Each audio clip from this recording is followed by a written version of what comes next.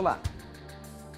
No último dia 28, o Vaticano promoveu um concílio falando ou tentando entender por que as pessoas têm se tornado ateus ou ateias. A questão é, nos dias em que vivemos, quantas e quantas pessoas não acreditam mais em Deus?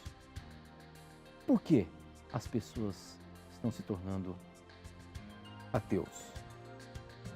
Existe alguma razão?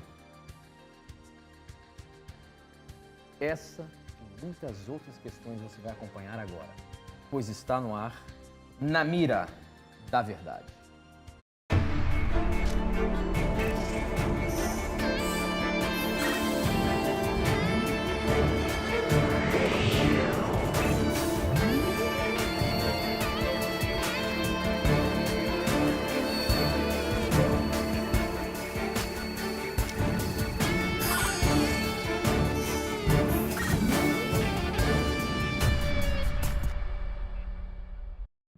Olá, seja muito bem-vindo. Estamos começando mais um programa Na Mira da Verdade, já nos conectando com o Brasil e o mundo através das ondas do rádio, da internet e da TV Novo Tempo espalhada pelo nosso país. Obrigado pela sua audiência, obrigado por você estar aí já acompanhando o programa. E se você está zapeando e caiu aqui na Novo Tempo e ainda não conhece o programa Na Mira da Verdade, é um programa de perguntas e respostas bíblicas ao vivo.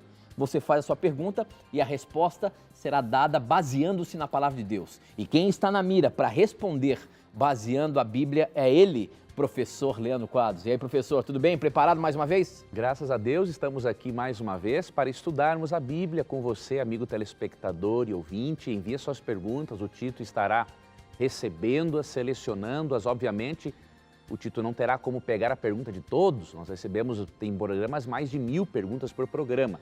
Mas não desista, envie a sua pergunta, porque ela será respondida aqui à luz da palavra de Deus. E agradecemos desde já o carinho da sua audiência. E eu quero ser a ponte entre você e a resposta. Se você tem alguma coisa, eu vou aqui advogar para você, para a gente ter realmente a resposta ou, quem sabe, discordar de alguma coisa. Portanto, não tenha preconceitos, pergunte o que você quiser e tudo vai estar na mira da verdade. Muito bem, professor, no último dia 28 aí, o Vaticano, ele fez um concílio onde estão estudando por que as pessoas estão escolhendo não acreditar em Deus ou simplesmente se tornam ateus. A pergunta é por que nos nossos dias isso tem crescido? Por que uma pessoa se torna um ateu, professor?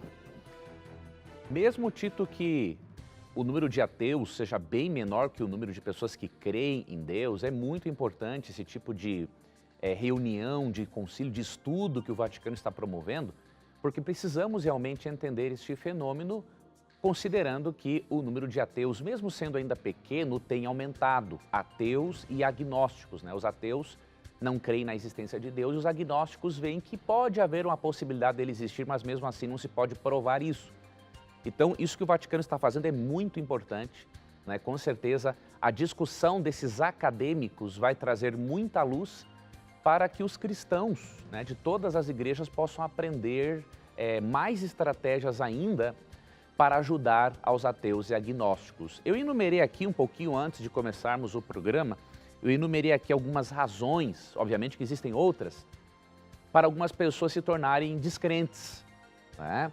Obviamente, essas razões aqui não são justificativas. Por que não são justificativas?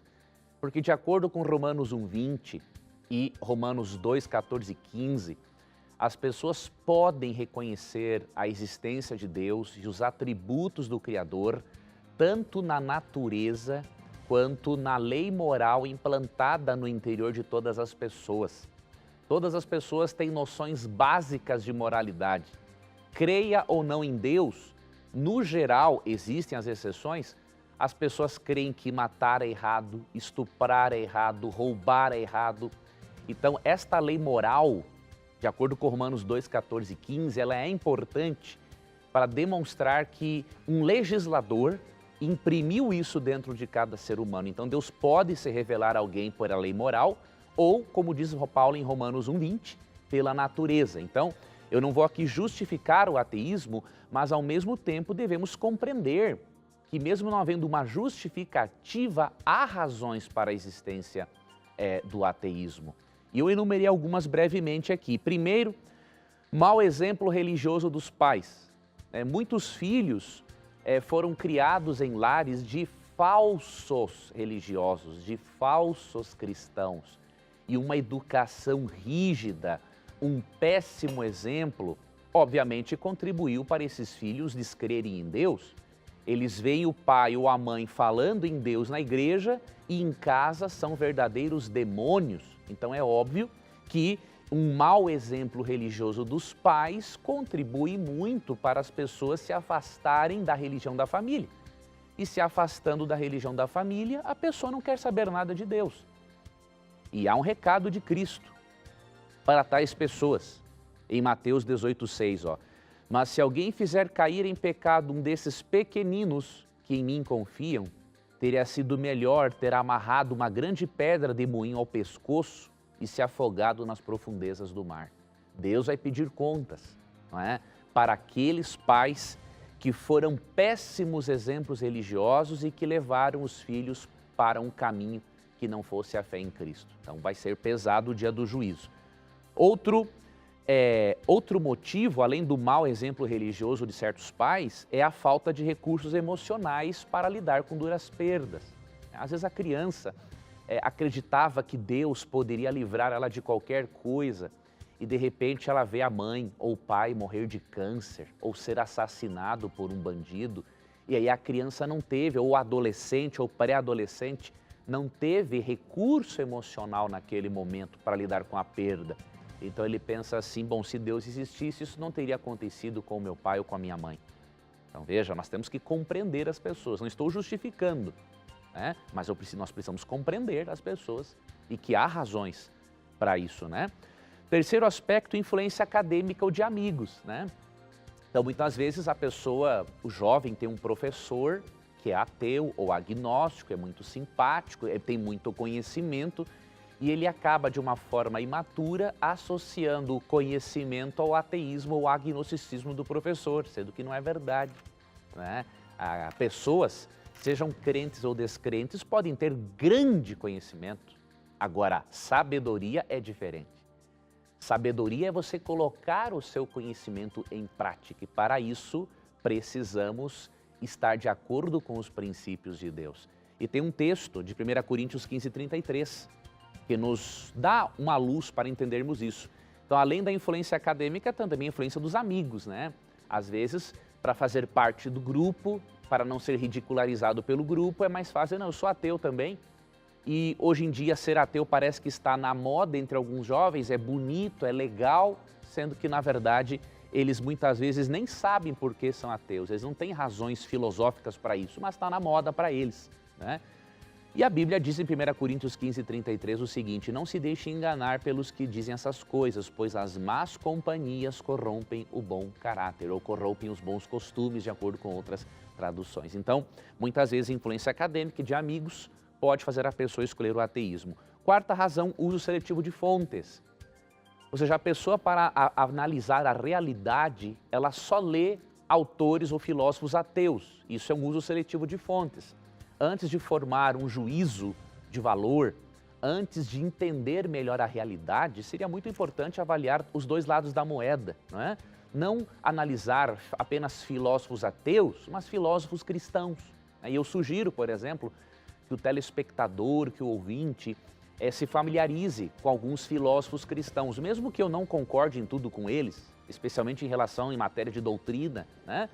Mas há filósofos cristãos excelentes que você poderia ler e perceber que há argumentos muito mais sólidos defendidos por filósofos cristãos do que por filósofos ateus. Eu convido a você a fazer essa análise, a não ficar apenas usando só um lado da moeda. Então, por exemplo, você pode ler Norman Geisler, William Lane Craig, Ravi Zacarias, Lee Strobel, né? São alguns dos autores que eu recomendo nesta área da filosofia cristã e que com certeza vão ajudar você muito. Frank Turek também é um outro autor interessante. Então, veja os dois lados da moeda. Quinta razão, muitas pessoas adotam o ateísmo para justificar um comportamento imoral. Tá? Aqui no Salmo 14, 1 a 3, né, quando fala assim, diz o insensato no seu coração, não a Deus, insensatez nesse contexto não é falta de inteligência, porque os ateus são muito inteligentes, boa parte deles. Nesse contexto é falta de moralidade. Então a pessoa se depara com um hábito imoral e ela não está conseguindo lutar contra ele, não está conseguindo vencê-lo. Então, para ela justificar esta conduta, ou este hábito, ou esse gosto imoral, ela tira Deus de cena, porque ela se sente menos culpada. Né? Se Deus não existe, então isso que eu faço está tudo ok, ninguém tem nada a ver com isso. Então essa é uma outra razão. Sexta razão, estou indo para o final, escândalos religiosos. Então você imagine como fica a mente de uma pessoa em saber, por exemplo, que há muitos casos de pedofilia na igreja, né? que houve no passado, na Idade Média, perseguição e que muitos morreram por sua fé. Então, muitas vezes, a própria religião, por meio de falsos cristãos, contribuiu para que as pessoas se escandalizassem. Mas aí eu digo para você, amigo ateu, agnóstico, não generalize. O fato de a igreja medieval ter perseguido e matado muita gente não significa que a Bíblia assim o apoie. Não significa que todas as religiões são assim, ou foram assim. E hoje a igreja católica já não faz mais isso, então você tem que cuidar com a generalização. E o último fator que eu apontei aqui hoje, para a pessoa se tornar ateu, ateia, é pouco conhecimento do aspecto sobrenatural da Bíblia. Então eu percebo que muitos ateus criticam a Bíblia, eu tento encontrar contradições nela, mas eles não têm nenhuma base de hermenêutica, né? Que é a ciência que interpreta o texto. Eles não têm nenhuma base de hermenêutica bíblica. E quando você vai avaliar textos que eles descontextualizam, você percebe que não foi por maldade, mas foi por ignorância realmente, não saber utilizar critérios interpretativos para entender a Bíblia. Mas além disso, muitas pessoas não veem ou não aprendem sobre a sobrenaturalidade da Bíblia. Um exemplo, toda pessoa que estudar Daniel 2 e descobrir ali que com mais ou menos séculos de antecedência, Deus previu o surgimento de 4 grandes impérios mundiais antes de eles existirem, o indivíduo vai ver que tem alguma coisa fora do comum e dos padrões da normalidade. Como que Daniel sabia que depois de Babilônia viria Medo-Pérsia, Grécia, Roma, e que Roma se dividiria no que hoje conhecemos os países da Europa por causa das invasões das tribos bárbaras? Como que Daniel ia saber isso, sendo que ele escreveu o seu livro entre 500 e 700 anos antes de Cristo? Então é totalmente improvável isso. Tem que ter uma mente mestra por trás da Bíblia. Um outro exemplo, Isaías 45:1, fala do nome de Ciro antes dele existir, com 100 anos de antecedência. Então, existem coisas na Bíblia que mostram a sua sobrenaturalidade, que nos apontam para o seguinte fato: é muito mais plausível crer na existência de Deus do que não crer. Okay?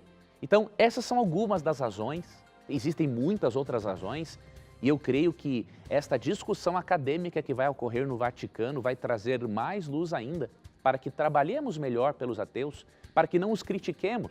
Demonstremos sim os seus erros metodológicos e tudo mais, mas não critiquemos o ateu ou o agnóstico. Né? Ele tem um histórico de vida que só Deus conhece e ele também, nós não conhecemos. Então nós cristãos precisamos ser o que Jesus diz em Mateus 5, 13 a 16, né? 14 a 16. Temos que ser a luz do mundo.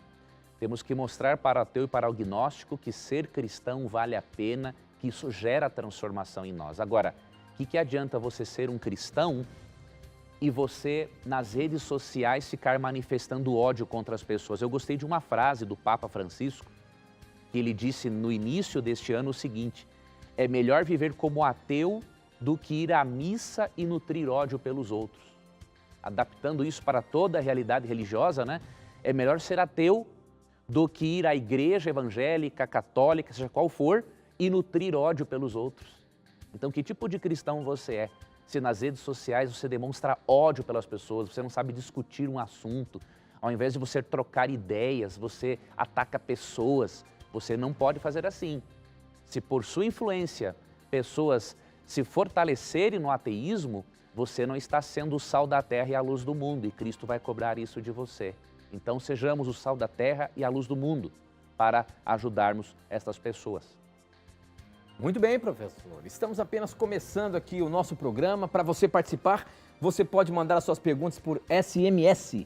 O número é 12 981510101. Eu recebo aqui na hora. Ou pelas redes sociais. Pelo facebook.com/NT, pelo Instagram, @NaMiraDaVerdade, e também pelo nosso blog novotempo.com/NaMiraDaVerdade, tá bom? Participe, mande a sua dúvida pra gente, como por exemplo, essa aqui que chegou pelo Jales, eu acho que é Jales. Não, é o Peixoto Azevedo. A pergunta dele é a seguinte: eu acompanho o programa e gosto muito. E uma dúvida é, se a Trindade tem funções diferentes que apontam para a salvação, depois que Jesus vier buscar os seus, quais serão as funções de cada um no céu? Ou seja, hoje nós apresentamos e ensinamos que a Trindade, cada um tem a sua função no plano da redenção. Agora, quando essa história da humanidade estiver encerrada, professor, como será o governo com a Trindade no céu? Veja, nós não temos detalhes sobre isso, porque nós vamos, obviamente, no convívio com Deus, nós vamos entender muitas coisas acerca de Deus. Esses dias eu terminei a minha segunda leitura do livro O Grande Conflito, de Ellen White. Eu fiquei assim, apaixonado com algumas declarações finais. Uma delas diz ali que nós vamos passar a eternidade toda entendendo o plano de salvação, entendendo os mistérios de Deus. Então, quanto mais passar a eternidade, mais teremos coisas para aprender sobre Deus. Então, a Bíblia não nos revelou os detalhes de como vai ser isso. O que nós vemos aqui, que em 1 Coríntios, Cristo fala, né, o apóstolo Paulo fala, que vai haver ainda uma subordinação funcional de Cristo em relação ao Pai, na função, fala que Cristo sujeitará todas as coisas a Deus, e o Espírito Santo ele não é mencionado aqui nesse contexto de forma direta, mas nós percebemos o Espírito Santo na eternidade, diríamos assim, de forma indireta, ali em Apocalipse 1, 4 e 5, quando menciona o Espírito juntamente com Deus o Pai e com Cristo. Em Apocalipse 22, 4 e 5, destaca-se o trono de Deus Pai e o trono de Cristo. Então o Espírito, por trabalhar nesses bastidores, ele não se revela, ele faz o Pai e o Filho aparecerem, né? Então, você e eu não teremos sim a oportunidade de conhecermos as três pessoas. Agora, saber quais serão as funções da Trindade pela eternidade, nós não podemos saber, nem temos uma mente habilitada para isso agora. Muito bem, professor, muito bem. Tem mais uma perguntinha aqui, essa chegou pelo nosso Facebook, o pessoal que está acompanhando a live, nós estamos ao vivo pelo Facebook, tá? facebook.com/namiradaverdade.nt. Você pode ver aí, quem mandou essa pergunta foi o Ricardo Leal, e a pergunta dele é a seguinte: a Igreja Adventista ensina que as características da Igreja de Deus está baseada em Apocalipse 14, 12. Nós já vamos ler isso aqui. Porém, em Tiago 1,27, afirma que, com todas as letras, qual é a característica da religião verdadeira e sem mácula. Gostaria de entender a interpretação mais correta a respeito dessas duas características. Então vamos lá. O que está escrito em Apocalipse 14, 12 diz o seguinte: isso exige que o povo de Deus aguente o sofrimento. Falando um pouquinho mais sobre a mensagem dos 3 anjos ali em Apocalipse, e depois finaliza dizendo: este povo são aqueles que obedecem os mandamentos de Deus e têm a fé em Jesus. Essas características do povo no final dos tempos. Aqueles que guardam a lei de Deus e têm a fé em Jesus. E aí em Tiago capítulo 1, verso 27, diz o seguinte: para Deus, o Pai, a religião pura e verdadeira é esta: ajudar os órfãos, as viúvas nas suas aflições e não se manchar com as coisas más deste mundo. Professor, como que a gente pode explicar esses dois textos? Esses dois textos não são contraditórios e a igreja adventista não usa, querido irmão, só Apocalipse 14 e 12, né? Às vezes a igreja enfatiza Apocalipse 14 e 12, porque Apocalipse 14 e 12 está no contexto do fim, quando as pessoas, por meio da obediência, mesmo uma obediência imperfeita, mas por meio da obediência, vão demonstrar se são fiéis a Deus ou fiéis ao poder representado pela besta. Mas a igreja adventista nunca excluiu das características da verdadeira igreja Tiago 1,27 e nem João 13,35. Na verdade, em outros episódios do programa eu menciono os três textos. Eu menciono João 13,35, que diz assim, ó, nisto conhecerão que são todos meus discípulos, se vocês amarem uns aos outros.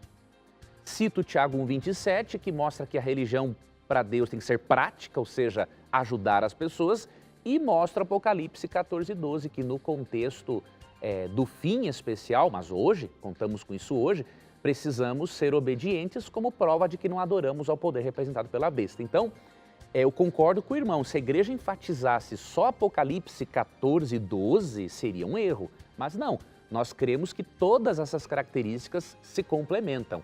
As de João 13,35, Tiago 1,27 e Apocalipse 14,12. Então, temos que usar todos os textos para entendermos como que deve ser o comportamento do cristão que realmente é cristão e que se identifica com Cristo e com as verdades de Cristo. Muito bem, mais uma perguntinha aqui. Apocalipse 9, 13 e 14, professor. O que quer dizer soltar os 4 anjos que estão presos junto ao grande rio Eufrates? Vamos dar uma lidinha aqui contextualizando o nosso telespectador. Apocalipse 9, 13 e 14 diz o seguinte: então o 6º anjo tocou a sua trombeta e eu ouvi uma voz que vinha dos 4 cantos do altar de ouro que está diante de Deus. E o 6º anjo que tinha nas mãos a trombeta, a voz disse: solte os 4 anjos que estão amarrados perto do grande rio Eufrates. Esses dois textos aqui, esse simbolismo que tem, não sei se isso é simbólico ou é literal aqui no Apocalipse, mas o que representa, o que quer dizer esses 4 anjos, dando a entender nos 4 cantos da terra? Veja, amigo telespectador, eu não vou poder estudar com você o Apocalipse como eu gostaria, mas eu sugiro muito que você veja no programa Bíblia Fácil, especialmente você digita no YouTube, né, o estudo do pastor Arilton de Oliveira sobre as trombetas, tá? As trombetas, elas são juízos de Deus ao longo da história da igreja cristã. E esse texto está no contexto da 6ª trombeta, que tem a ver com o tempo do fim. Quando diz aqui que o 6º anjo tocou a sua trombeta para que os 4 anjos soltassem, fossem soltos, né, do grande rio Eufrates, isso aqui de forma simbólica está dizendo que Deus vai permitir que ações espirituais entrem, que seres espirituais entrem em ação ao longo deste conflito cósmico, ao longo dessas trombetas que são juízos para que as coisas aconteçam. Tem algo parecido em Apocalipse 7. Diz assim que Deus não permitiu que os 4 ventos da terra, que os 4 anjos que estão ali, eu até vou ler melhor esse texto aqui, diz assim, ó. Então vi 4 anjos em pé nos 4 cantos da terra, impedindo os 4 ventos de soprarem na terra. Esses ventos de soprar são calamidades, destruição, tragédias. Então Deus está impedindo de forma sobrenatural que essas coisas aconteçam antes do tempo do juízo. Então esta é a linguagem do Apocalipse, quer dizer que Deus intervém para não permitir que certos acontecimentos ocorram antes do tempo. Tá, ok? Então, assista ao programa Pastor Arilton, você vai estudar sobre as trombetas do Apocalipse, as 7 trombetas, 7 juízos ao longo da história. O Apocalipse é um livro simbólico e você precisa entender esses símbolos à luz do Antigo Testamento. Por exemplo, as trombetas, você vai entender à luz do livro de Números, que menciona as trombetas como momentos para começar uma guerra, tem a ver com juízos. Né? Então, tudo há um contexto no Antigo Testamento para você entender o livro do Apocalipse. Muito bem, professor. Eu queria, nesse finalzinho de bloco, dizer para você que você pode fazer um curso bíblico gratuito aqui com a gente. Nós oferecemos aqui no programa Na Mira da Verdade esse curso bíblico aqui, ó, Verdades para o Tempo do Fim.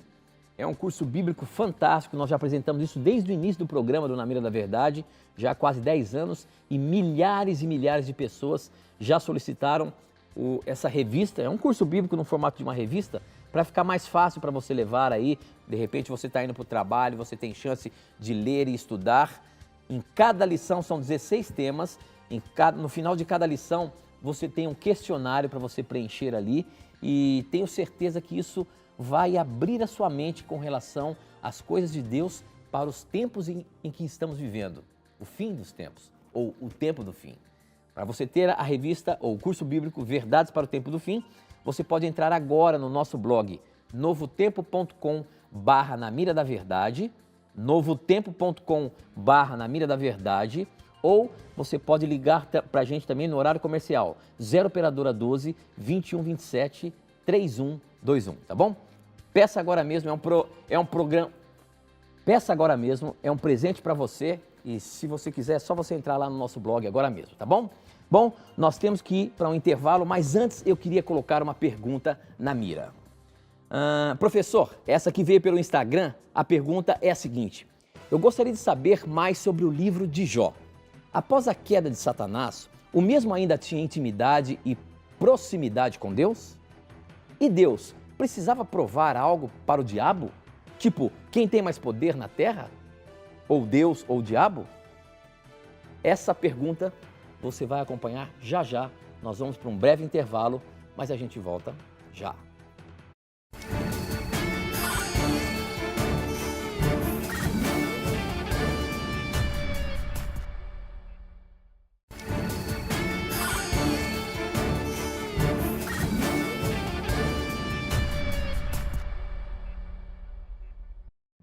Ao vivo, já estamos de volta ao vivo e é um prazer ter a sua companhia aqui. Para você participar, você pode mandar a sua pergunta pelo SMS, o número é 12 98151 0101.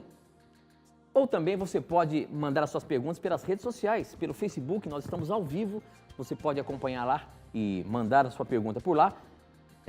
facebook.com/namiradaverdade.nt e também pelo Instagram, @Na Mira da Verdade. Participe, mande a sua dúvida pra gente, como por exemplo o Reis, que mandou aqui pelo Instagram. E ele diz o seguinte, a mesma pergunta que eu fiz antes do intervalo: gostaria de saber mais sobre o livro de Jó. Após a queda de Satanás, o mesmo ainda tinha intimidade e proximidade com Deus? E Deus precisava provar algo para o diabo? Tipo, quem tem mais poder na terra? Se é o próprio Deus ou o diabo? Professor Leandro Quadros, a gente percebe no livro de Jó que Satanás aparentemente tinha acesso ao trono de Deus no céu. A gente poderia perguntar até quando Satanás teve acesso ao céu? E Deus aqui estava querendo provar alguma coisa, professor? Veja, o nosso querido telespectador, ele partiu de um pressuposto errado, né? Por exemplo, a briga, entre aspas, a disputa entre Deus e Satanás era para Deus provar que ele tinha poder. Não era para isso. Na verdade, se você ler o capítulo 1, você percebe que há seres celestiais envolvidos num conflito cósmico, tanto que o verso 6 diz assim, ó, num dia em que os filhos de Deus vieram apresentar-se perante o Senhor, veio também Satanás entre eles. Então veja, Satanás não queria disputar poder com Deus, ele queria demonstrar para os seres dos outros mundos que Deus é injusto. Então você percebe aqui claramente isso no diálogo, né? Aí Satanás, Deus já sabendo das intenções de Satanás, né? Satanás começa a acusar, né? Olha, Jó é fiel a você porque você faz isso e aquilo por ele. Os anjos, nós temos que entender que os anjos aqui que estavam testemunhando esse diálogo, eles não são oniscientes. 1 Pedro 1,12 diz que os anjos anelam perscrutar o plano de salvação. Então Deus não tinha que provar nada para o diabo, Deus tinha que demonstrar para esses seres celestiais o verdadeiro caráter e as verdadeiras intenções de Satanás. Tinha algo muito mais complexo em jogo. Então você precisa analisar o conflito cósmico de uma forma mais ampla.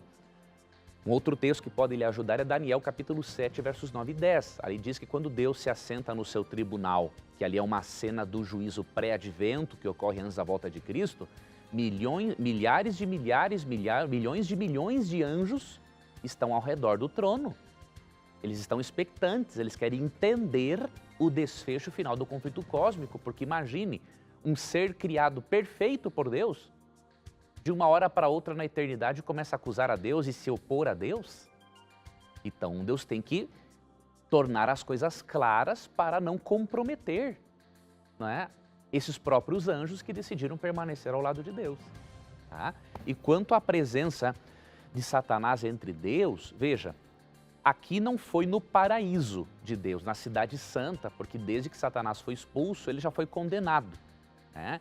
Jesus diz em Mateus 25, 41 que o lago de fogo foi preparado para o diabo e seus anjos. Agora aqui nós temos a indicação de que ele ainda tinha um acesso a outros lugares do universo. Então em algum momento, que nós não sabemos em que lugar foi, se foi no outro mundo ou no próprio planeta Terra, em que Deus estava ali sendo adorado por outros seres celestiais, Satanás se apresenta, porque ele tinha acesso não ao paraíso de Deus, mas ele tinha acesso ainda a seres celestiais.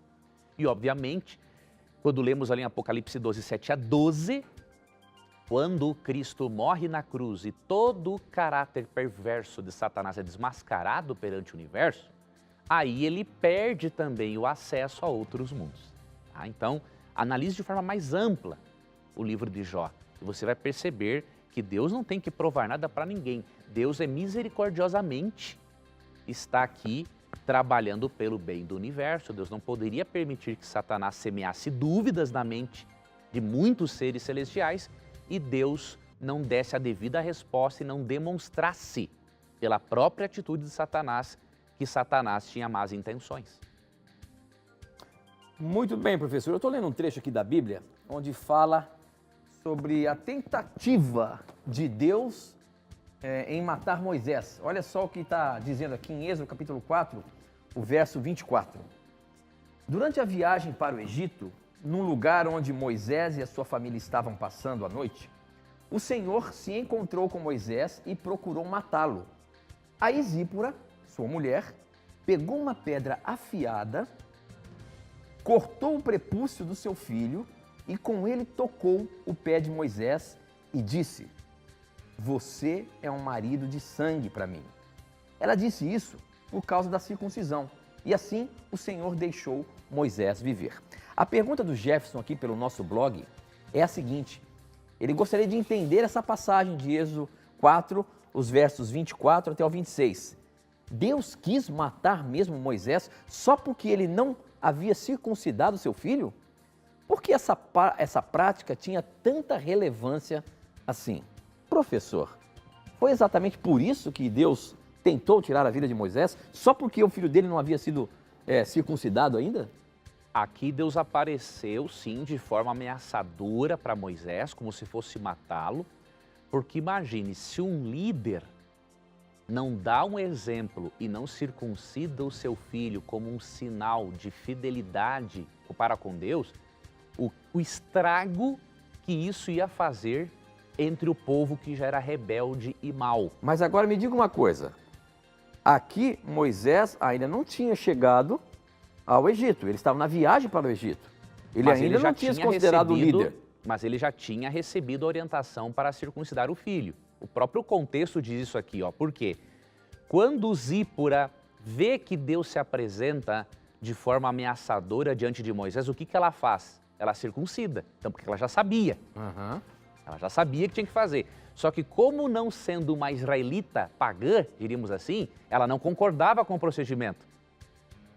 Então Moisés já tinha conversado com ela que Deus queria. E Moisés foi, diríamos ali naquele momento, meio frouxo, né? Não cumpriu a ordem de Deus e aceitou ali o que a esposa quis.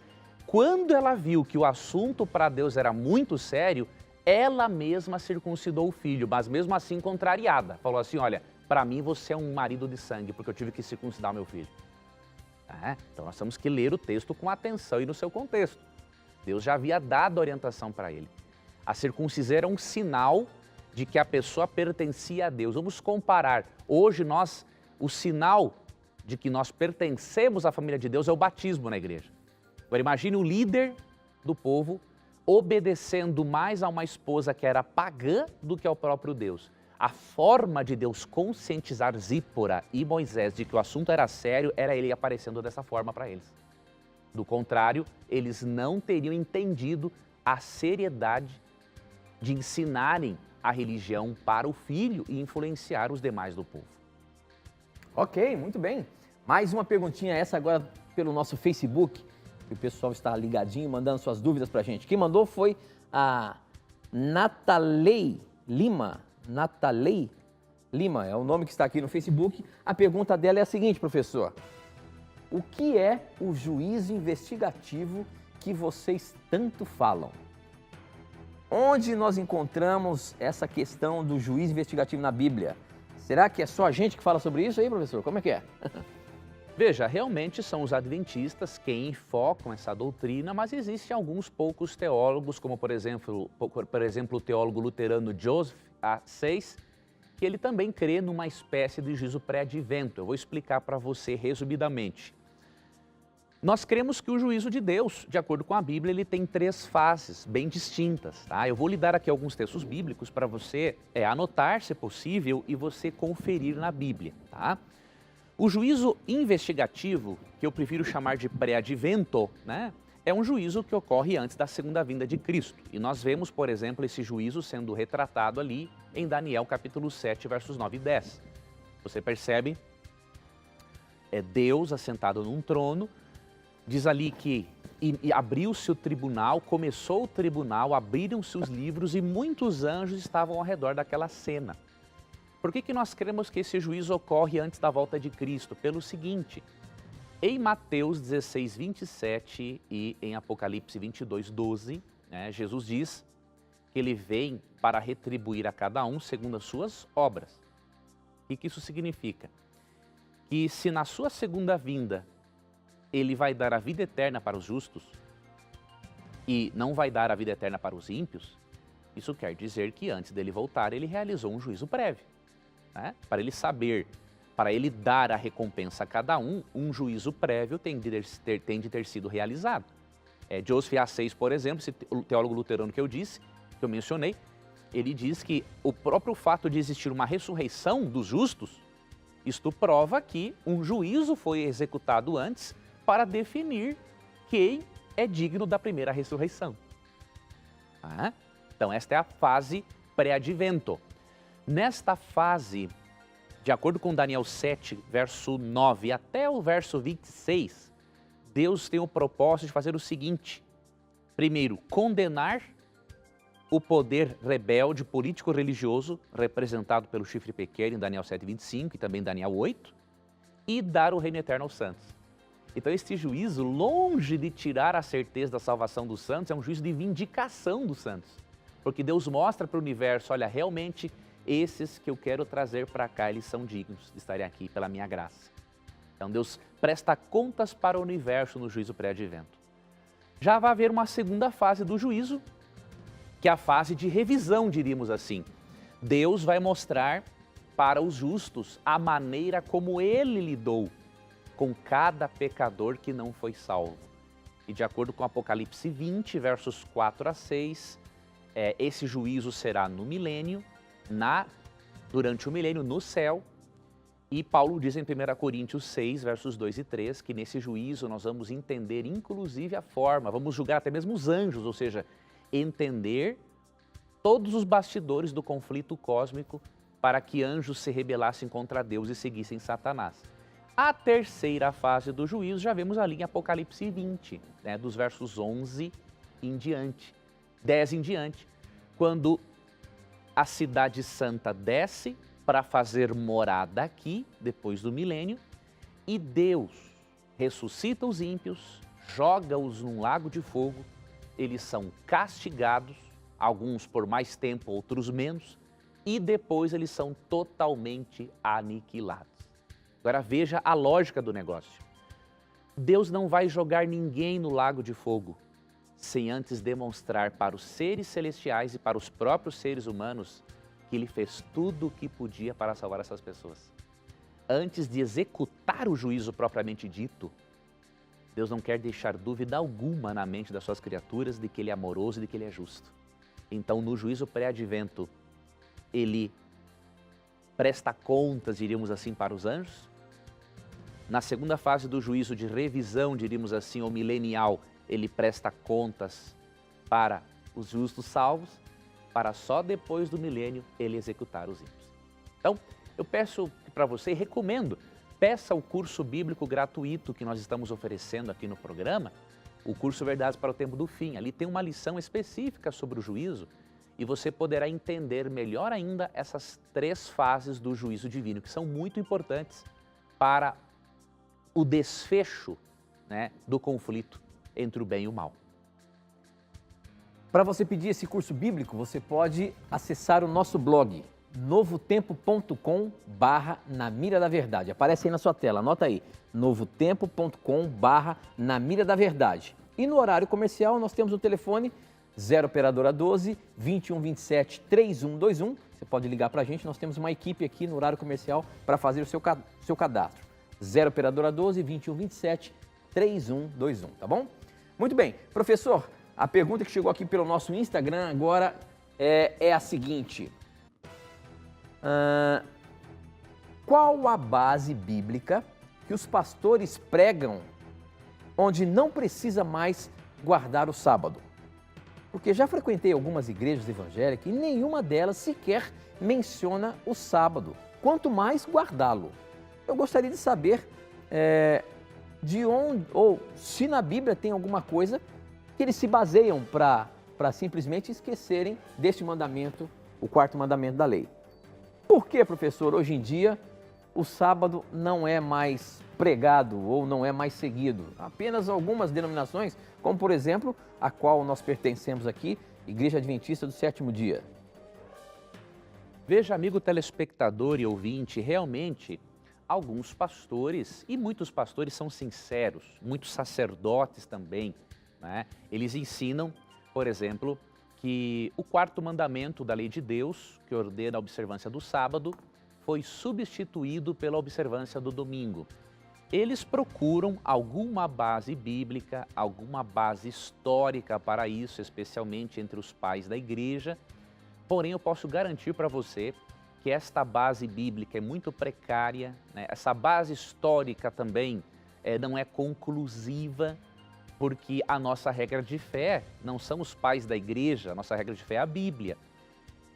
Temos em alta conta, assim, os pais da igreja, né? Policarpo, Tertuliano, Irineu, entre outros, mas mesmo que nós aprendamos com o refletir teológico deles, nós não podemos fazer deles a nossa regra de fé. Nós não devemos ler a Bíblia com os olhos dos pais da igreja. Devemos nos aproveitarmos, sim, das reflexões teológicas, filosóficas, mas aquilo que não está de acordo com a Bíblia não podemos aceitar. Muitas crenças dos pais da igreja não estavam de acordo com a Bíblia, né?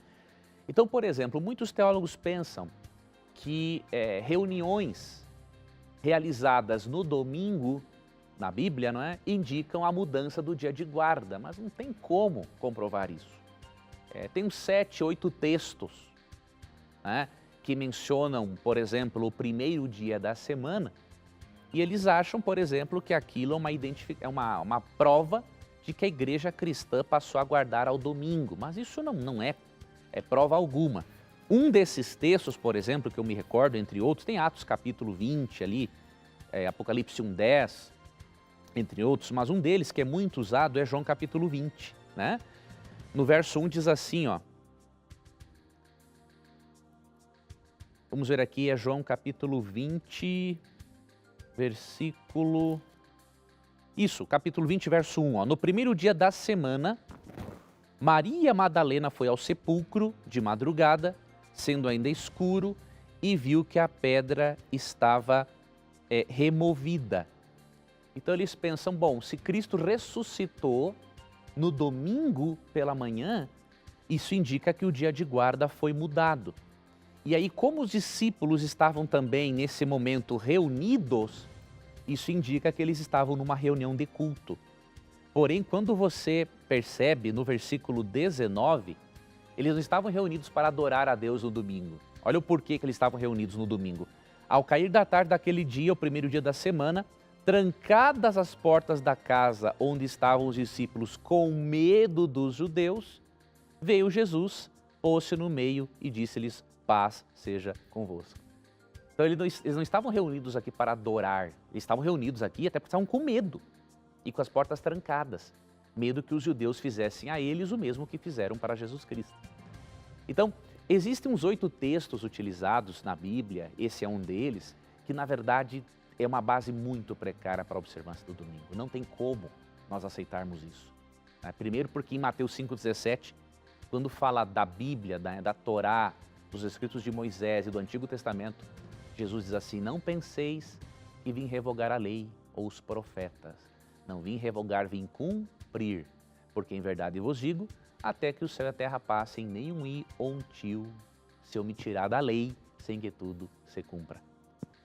Se nós não podemos tirar da Bíblia nenhum i, nenhum tio, nenhum acento, imagine trocar um mandamento inteiro. Por exemplo, o 4º mandamento que ordena a observância do sábado, trocarmos por domingos e festas. Não tem base isso.